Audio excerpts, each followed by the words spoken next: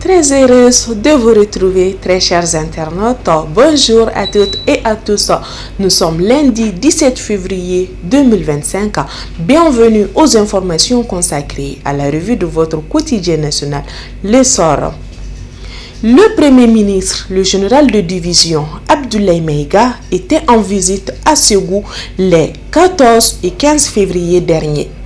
Lors de son séjour, il a lancé les travaux du projet d'irrigation de Ndébougou, baptisé Ndébougou 4. Cette initiative, fruit de la coopération entre le Mali et l'Allemagne, vise à améliorer la production agricole des zones de Nyono, Ndébougou et Kouroumari.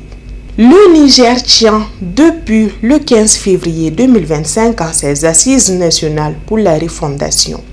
Sous la présidence du général Abdourahmane Tiani, l'ouverture des travaux a eu lieu à Niamey, au Centre international de conférence Mahatma Gandhi.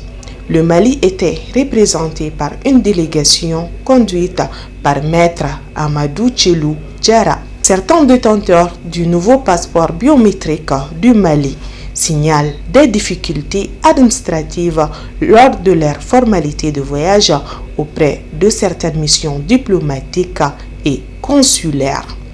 Face à ces témoignages relayés sur les réseaux sociaux, le ministère de la Sécurité et de la Protection civile a réagi à travers un communiqué publié hier dimanche 16 février 2025, précisant ne pas avoir été saisi officiellement de problèmes liés à l'utilisation de ce passeport. Le recrutement dans la fonction publique connaît une forte affluence à Bamako. À moins d'une semaine de la clôture du dépôt des candidatures, plus de 22 000 dossiers ont déjà été réceptionnés pour le recrutement dans la fonction publique d'État. De nombreux candidats se pressent au Centre national de concours de la fonction publique pour déposer leur dossier avant la date limite. À Banankabougou, un homme ivre a tenté de voler le téléphone d'une femme avant de disparaître. Il a été rattrapé de justesse par des témoins et a échappé au lynchage. Notre parution du jour vous en dira davantage. En sport, les Rouges de Bamako ont remporté leur match contre le Stade malien 1-0 grâce à un but d'Adama Guita.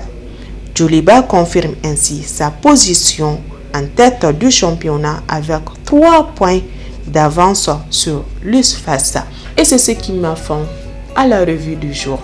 N'oubliez pas encore et toujours à nous suivre sur notre site web les www.lessor.ml ainsi que sur toutes nos différentes plateformes digitales.